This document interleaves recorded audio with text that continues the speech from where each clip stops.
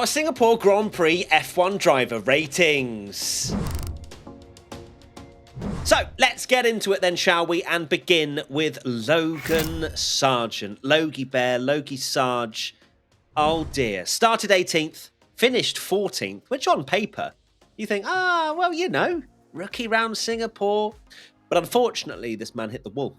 So I'm going to give him a 3 out of 10. He was having an okay race. He said after the race that, you know, the pace wasn't too bad, blah, blah, blah. But he hit the wall, and I'm now slowly merging into a Tom Bellingham now, where, you know, I'm giving him the benefit of the doubt. But then, look, Tommy, you persuaded me that rookies shouldn't be this way, especially with a whole season almost under their belts. So it is a poor grade for me. I'm sorry, Logie Sarge. But yeah, it's a 3, sorry. I've gone for a 3 out of 10 as well. It's ridiculous almost that we kind of constantly, every time we get to this, go, he's a rookie, remember, because we're like 15 races into the season now, and you've got Liam Lawson doing bits in an AlphaTauri in his 3rd race. So he wasn't a million miles off Albon, and I think we even said that this is kind of a free pass for him because it doesn't suit the Williams. So all he has to do is just make it round and not crash, but then he crashed. Alex Albon now, started 14th, finished 11th. Gone for an 8 out of 10 for Alex Albon. Very unlucky not to get a point because of the Perez lunge. He got the good strategy at the end where he was coming through the field and probably would have got Lawson. So unlucky for Albon, particularly, you know, a good drive on a track that doesn't suit the Williams. Certainly doesn't. I've also given him an 8 out of 10 because it would have been an incredibly impressive result for Albon. Didn't have the greatest of qualifyings, but this Williams, as we know, characteristics just don't suit this track, and for him to potentially, you know, he could have easily got maybe a 9th, and that would have been amazing. Unfortunately for him, got dive bombed by Perez, was not Alex's fault, and I'm not downgrading him for the fact that there was that contact, because I don't particularly blame him for that incident. Liam Lawson now started 10th, finished 9th, and it is a big, fat, whopping 10 out of 10 for Liam Lawson. What a drive, made it to Q3. The head on his shoulders is mature, it's calm, it's composed. His post-race interview as well, it was funny.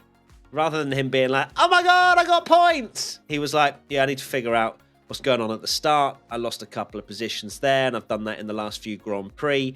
So he's continuously trying to think about how to improve his performances, even after scoring his first ever points. So Lawson has got that mentality about him, I think, that will make him a very good driver. And what more could we have possibly asked for him than scoring points around the hardest track on the calendar in terms of physicality and just the conditions that those drivers have to race in? Yep, I've also gone for a 10 out of 10. Completely error-free race weekend, it has to be said, because he was also really good in qualifying. Obviously, knocked both Red Bulls out of the session, which is pretty wild. So very impressive from Lawson. Could well be a drive that we look back on next year and go, this is the drive that got him the AlphaTauri seat, or whatever they're going to be called next year. Next up, Yuki Tsunoda started 15th, finished DNF.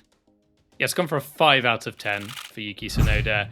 Got punted out by Perez on lap 1. He was looking quick, which is painful for him, because maybe this is classic Yuki Tsunoda, I guess, that he has his moments of brilliance where he's incredibly quick, topped Q1, but he got blocked by Verstappen in Q2, but then made an error, and he's not the one that should be making errors when he's been in the car for, what is this now, 3rd season. So yeah, unfortunate for Yuki. I've also gone for a 5 out of 10 just purely because it's so difficult to grade him, because of course, you know, we have to look at qualifying as well if he only managed a couple of laps because of Perez just wiping him out on lap 2, I think it was. Lap 1, 2? Very first. Definitely lap 1, yeah. Okay. Right at the start. Yeah. Perez, did he even get a penalty for that? Perez, I don't think, got a penalty for that, did he? Just shoved the nose in, wiped out Tsunoda, and didn't get any sort of penalty. But as for Tsunoda, it's very difficult to judge. I think I'm just going to go straight down the middle, just purely because it's a case of what if and what could have been. Nico Hülkenberg now started 9th, finished 13th.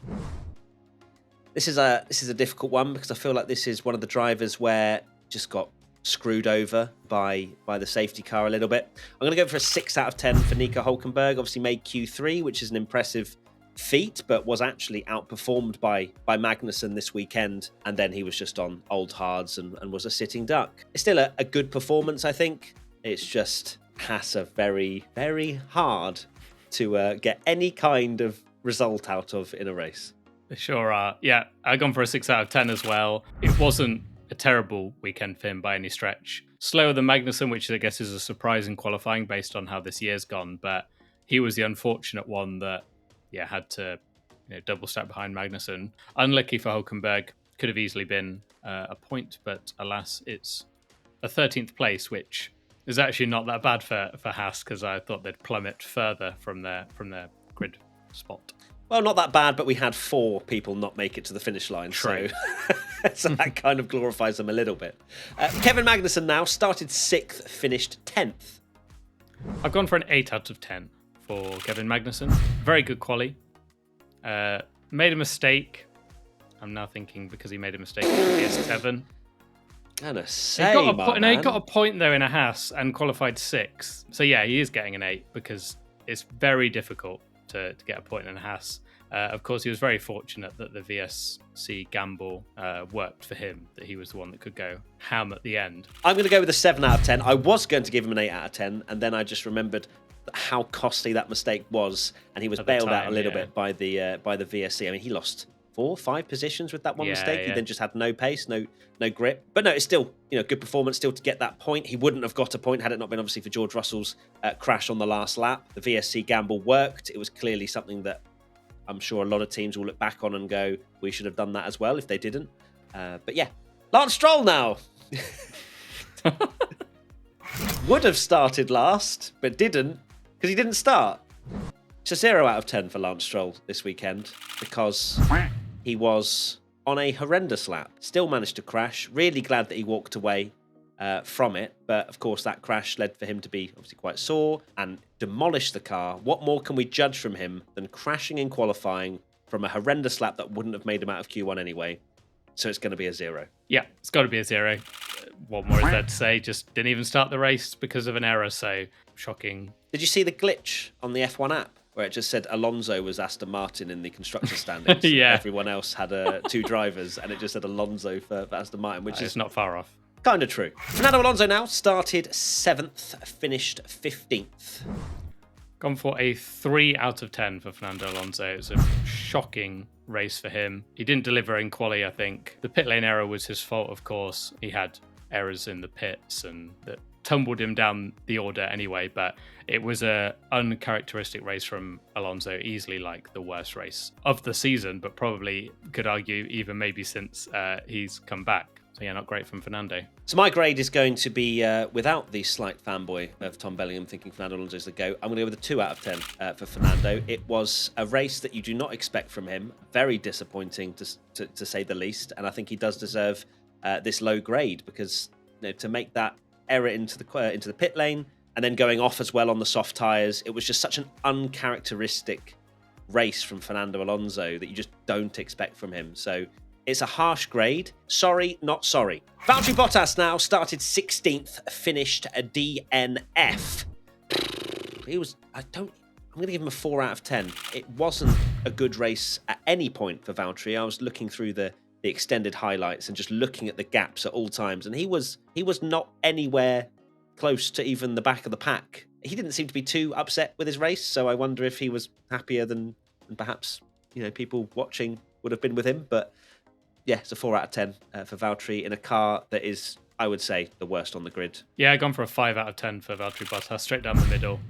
He was the quicker of the Alphas, but... Was he? Yeah, because he outqualified Joe, and then... Outqualified? The pit lane. But in the race? Well, Joe did that weird strategy where he pitted early and Bottas was at the back of the pack and Joe was on his own. Joe was on his own where he could, push because Bottas was in that, entire field train of but he wasn't, though. I looked at when the safety car came out, he was 9 seconds off the back of the pack on his hard tyres. So he wasn't even stuck in the pack. He was just doing Bottas things and having one of those anonymous, boring races. I thought I was meant to be the Bottas slanderer. Sorry. I'm just saying. I'm just dropping you with facts here. You know what I mean? No, I just think that the Alfa Romeo is absolutely awful. And I don't think there's much he could do. And I'd say that he's only getting a 5 because he didn't put it in the wall or make a mistake. Okie dokie. Zhou Guanyu now started from the pits and finished 12th. Gone for a 6 out of 10. Very close to points. Obviously did that gamble of starting in the pits and changing his setup to very nearly score a point, which would have been a very good drive in a car that I think was absolutely nowhere. He had a very weird race that he was just like driving a completely different strategy to everyone else. So I'm going to give him a 7, and I'm even close to an 8, because we're saying that it's the worst car on the grid, and he started from the pit lane and finished 12th, and we're out here giving him mediocre grades. I just feel like Zhou Guanyu needs to be hyped up here. You know, the strategy was an aggressive one. I am going to commit to a 7 because he didn't score any points, but it's a great drive. Like he made the most of the mediums towards the end. I'd say he was fortunate in the way in which the strategy sort of played out with the safety cars, but. Yeah, I think it's a good drive from Zhou Guanyu to finish 12th. Well done, Zhou. I will hype you up. Next up, Oscar Piastri. Started 17th, finished 7th. I've gone for an 8 out of 10 for Oscar Piastri. Obviously, was very unfortunate with the qualifying that went on. No, actually, screw it. 9 out of 10. 9 out of 10 for Oscar Piastri, because he was screwed over by Stroll's crash, which meant he was knocked out in Q1. He was driving the old spec McLaren, which was costing him 3-4 tenths a lap, I think was estimated. And to finish 7th in your first Singapore Grand Prix, to gain 10 positions in a car that is not as quick as Lando's, you're getting a 9 from me, my friend. Well done, Oscar. I go for a 7 out of 10 for Oscar Piastri. I think a 9 is incredibly generous, even though he's obviously got a worse Put some respect on his name. Well, he's done very well, but the fact is he still was in that position. Yeah, he was unfortunate at the Stroll crash, but he's done well, don't get me wrong, to get back into 7th, but it's a good solid drive as like a damage limitation drive, but not an absolute worldie of a drive. So well done, Oscar, but I'm not gonna give you a delusional 9. Tommy's still sore from my comments about Alfa Romeo. Lando Norris started 4th, finished 2nd. It's a 10 out of 10 for Lando. He got everything out of that McLaren. Obviously, he had the better McLaren, but it's still incredibly impressive. I don't know how he held off Russell, to be honest. It was brilliant defensive driving. Obviously, that was when I want to say that he didn't actually have the DRS from Sainz either when he did that. So really good from Lando. My only annoyance is that like he needs his first win now. He's so good. He's driving so brilliantly. We need to see Lando on the top step soon. 10 out of 10 from me as well. It was a brilliant drive from Lando. You know, to think that McLaren has been topsy-turvy in the way in which it's been performing of late. Sometimes it's been able to challenge for the win. Sometimes it falls off a little bit. But McLaren were back again with Lando with the fully spec'd out new upgrades on that car, and he delivered with it. So well done, Lando. We now move to Pierre Gasly. Started 12th, finished 6th. I'm going to give an 8 out of 10 for Pierre. He was a little bit slower than Ocon, but I think he was still very much in that fight with Ocon and I think Alonso at the time. But it was a very solid performance from Pierre. You know, you cannot understate scoring a 6th place in an Alpine that maybe didn't look as good as perhaps a 6th place warranted. So well done, Pierre. I got for an 8 out of 10 as well for Gasly. For Gasly to get a P6 is very impressive. You know, kept his nose clean in quite a crazy race. One of those drives that you need for the constructors title to, you know, when the car's not breaking down like Ocon's to pick up some valuable points for Alpine, because yeah, they're a very, very bizarre team that are really difficult to place. Sometimes you feel like they're best of the rest behind that kind of top 5 teams. Then others, they're completely nowhere. And yeah, they're kind of in no man's land at the moment. Esti Besti now started 8th, did not finish.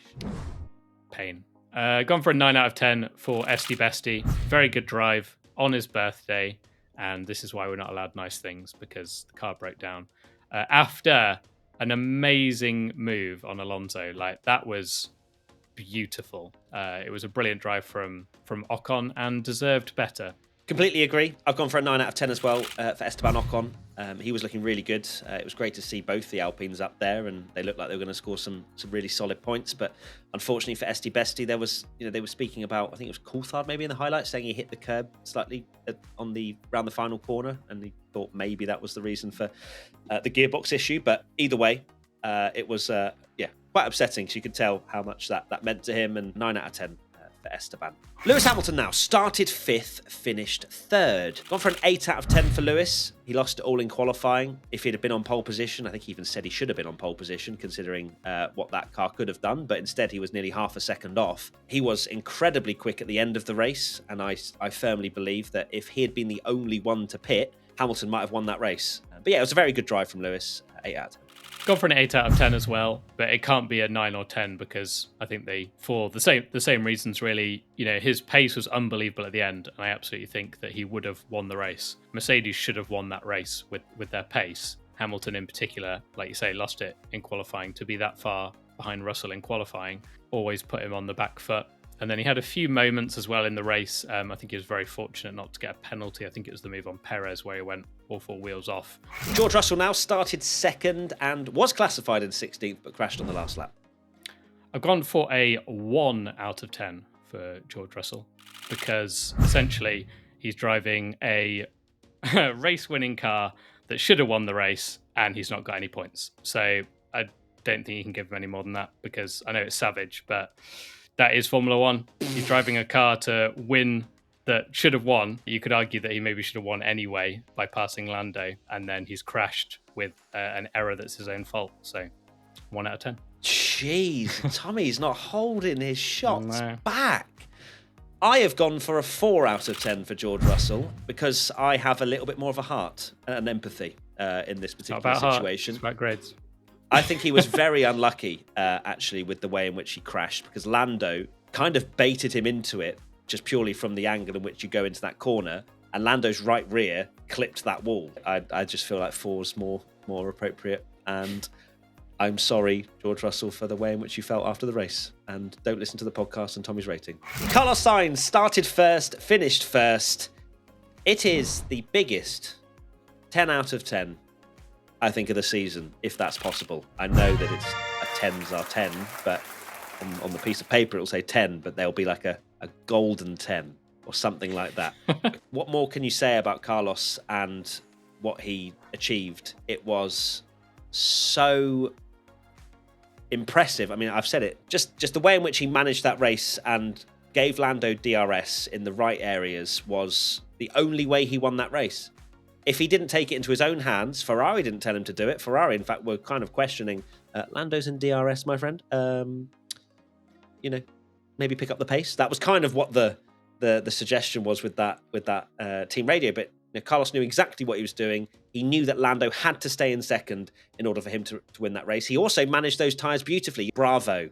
Carlos Sainz, 10 out of 10. Masterful. Yeah, I've gone for a 10 out of 10 as well. The way you're saying that made me think that maybe we need to...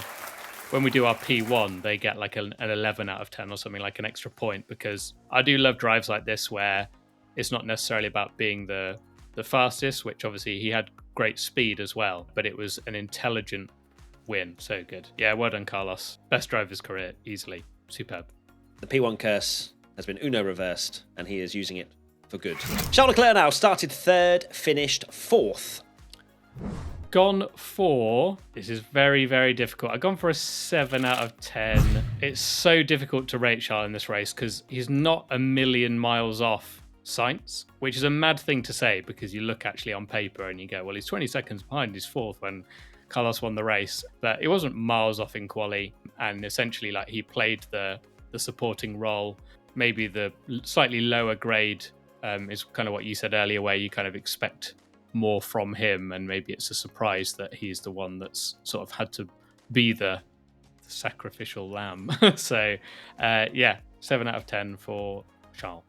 I've gone for a 7 out of 10 as well. It could have been very, very different had he qualified 0.08 quicker in qualifying and been ahead of Carlos Sainz. It might well have been a role reversal. I can't give him any higher. And in fact, looking more into the race, I actually am pretty livid that Charles Leclerc did not pit during that VSC to go on the mediums and to go on the attack. Because it's estimated you needed about a 1.4 delta to the car in front to pass. Obviously, about 4/10 of that is DRS, which means you need a second advantage. If you put Charles Leclerc on mediums in a car that clearly is really quick around Singapore, you go on the attack and you actually go for something. And you could be just right with the Mercedes and perhaps, who knows, what could have happened. Instead, he was a sitting duck. He did nothing. He did nothing to stop George Russell and Lewis Hamilton going through. Hey ho, we move on. I'm totally okay. Sergio Perez now started 13th, finished 8th. I've gone for a 4 out of 10 for Checo. I think it was a very clumsy weekend from him this weekend. Of course, he made that mistake in Q2. Perhaps that was his opportunity to outqualify Verstappen and have a bit better of a race. But instead, he made that mistake in the first sector. Then crashed into Tsunoda on the first lap, crashed into Albon and went past as well with another clumsy move, I would say. Yeah, he did struggle with a bad safety car, but I don't think it was a very good race from Perez at all. And I think Verstappen at the end of the race showed that there was some innate raw speed on those mediums at the end. I think finished over half a minute clear of Perez in the end. So yeah, 4 out of 10. I've gone for a 5 out of 10 for Perez. He still finished 30 odd seconds behind Verstappen, which you can argue has been like the norm this season. But the reason it's a 5 is because he has picked up a P8, which is decent points, if not spectacular. But it's still a disappointing race from Perez. I would have given him a slightly better grade had it not been for the 2 yeets. Max Verstappen started 11th, finished 5th. Gone for an 8 out of 10 for Max Verstappen. This is a very difficult one to judge because I think he's got like the most he possibly could out of that car. I mean, you look at the race and it's actually a pretty good drive considering the circumstances that he's driving a very tricky Red Bull. I do wonder if he hadn't been shafted by the safety car and the VSC coming literally the lap after he pitted, what might have been. Maybe he could have been on the back of that train as well and make it a 5-car fight. Who knows? I've gone for an 8 out of 10 as well for Max. He finished only 21 seconds off the win, which if you think about how much he was screwed over, it's pretty damn impressive. And I genuinely believe if he hadn't been screwed over, he would have potentially won that race. The pace that he showed at the end on the mediums was frightening. And there you go. Now we have to crown our P1. No hesitation whatsoever. It's Mr. Carlos Sainz. Of course, shout out to Liam Lawson getting the other 10 in my books. But yeah, Carlos is getting the award this week from me. Definitely. It's got to be Carlos. What a drive. Best drive of his career. One of, if not the best drive of the season as well. That is it. Thank you, everybody, for watching and listening to this driver ratings for the Singapore Grand Prix. I'm sure you will have your own opinion on how we have graded each and every driver. Please be nice, because opinions are like a-holes. We all have one. See you very soon. Bye! Bye!